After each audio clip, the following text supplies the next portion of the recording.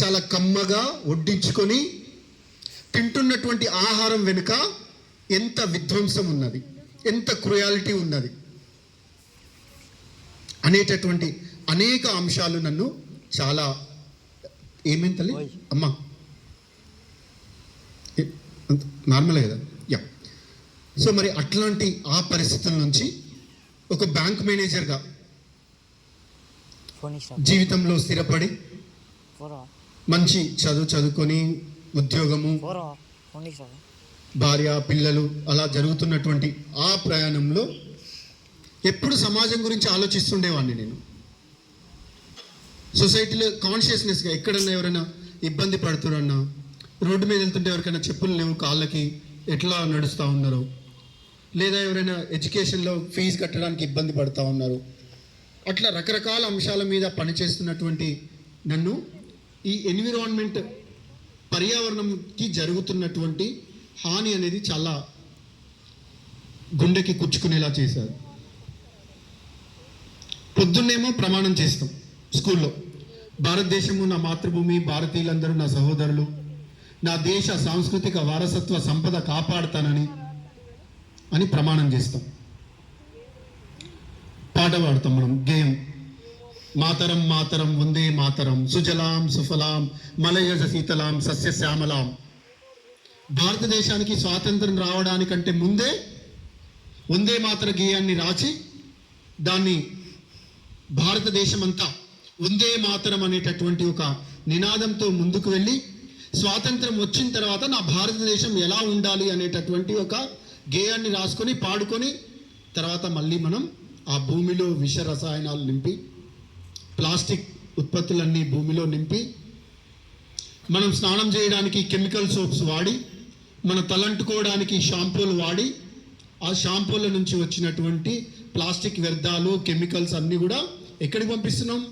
భూమిలోకి పంపిస్తూ ఉన్నాం, సముద్రంలోకి పంపిస్తూ ఉన్నాం. ఇవేవి కూడా మనకు తెలియదు. ఇక్కడ ఇంతమంది కూర్చున్నారు కదా, మీరు వేసుకున్నటువంటి బట్టలు ఎక్కడ తయారయ్యాయో, ఎవరు నేసారో ఎవరైనా చెప్పగలుగుతారా? ఎవరైనా ఒక్కరు తెలుసా? పోనీ మీరు వేసుకున్న బట్టలు దేంతో తయారైతే తెలుసా? కాటనా?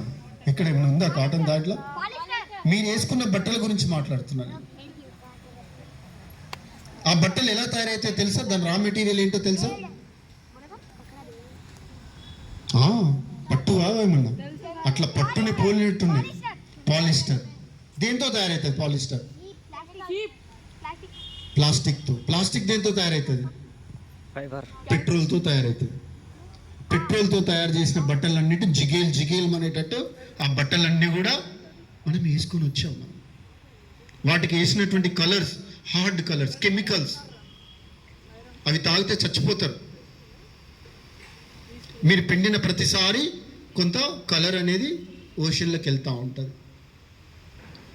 పర్యావరణం అంటే ఏం చెప్తారు? ఏం చేయాలని చెప్తారు ఇప్పటివరకు మీకు? పర్యావరణం కాపాడాలంటే ఏమని చెప్తారు?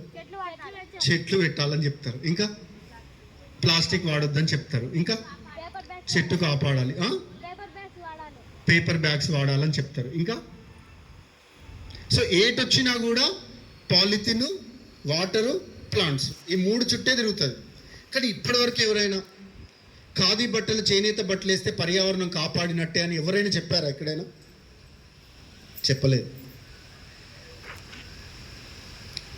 పర్యావరణం కాపాడాలంటే సద్దలు జొన్నలు తినాలని ఎవరైనా చెప్పారా? సద్దలు జొన్నలు దేనికి తినమన్నారు? ఆరోగ్యం కోసం తినమన్నారు.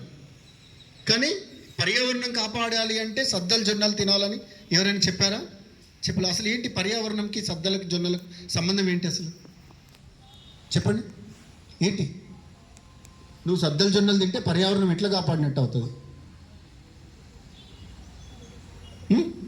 ఒక కేజీ బియ్యం పండియడానికి ఎన్ని లీటర్ల నీళ్ళు అవసరం పడతాయి? 5,000 లీటర్ల నీళ్ళు అవసరం పడతాయి. మరి సద్దలు జొన్నలు పండియడానికి ఎన్ని పడతాయి? अप्रोक्सीमेटली ज्वार बाजरा करने के लिए कितना पानी जरूरत पड़ते हैं? कितना? 0. क्यों? ఎందుకు? అది వర్షాధార పంట. గాలిలో ఉన్నటువంటి తేమని సాయిల్లో ఉన్నటువంటి తేమని తీసుకొని అది గ్రో అవుతుంది. అదేవిధంగా బర్డ్స్ చాలా వస్తాయి సద్దల జొన్నలకి, బర్డ్స్ చాలా అవి తీసుకుంటాయి అవి.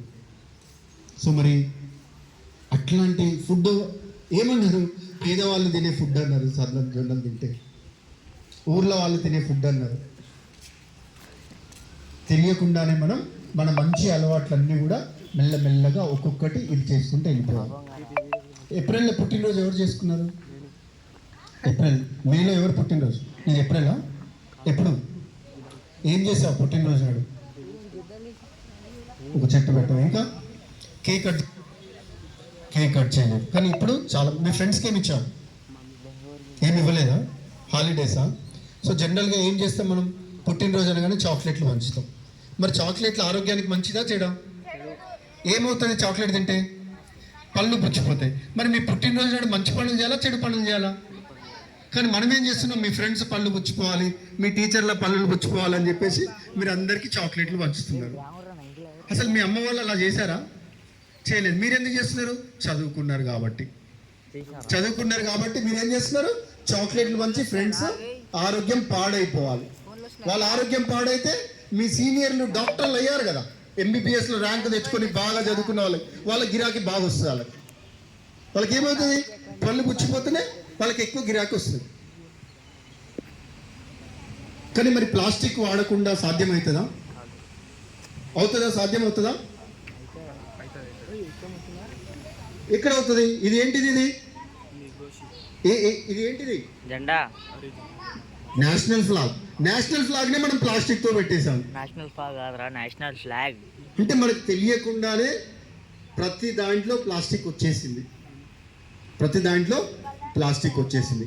కానీ ఇప్పుడు మన ముందర ఉన్నటువంటి కర్తవ్యం ఏంటంటే ప్లాస్టిక్ వాడకూడదు అనేటటువంటి నినాదాలు ఇవ్వకుండా, ఒకవేళ వాడాల్సి వస్తే దాన్ని ప్రాపర్గా జాగ్రత్తగా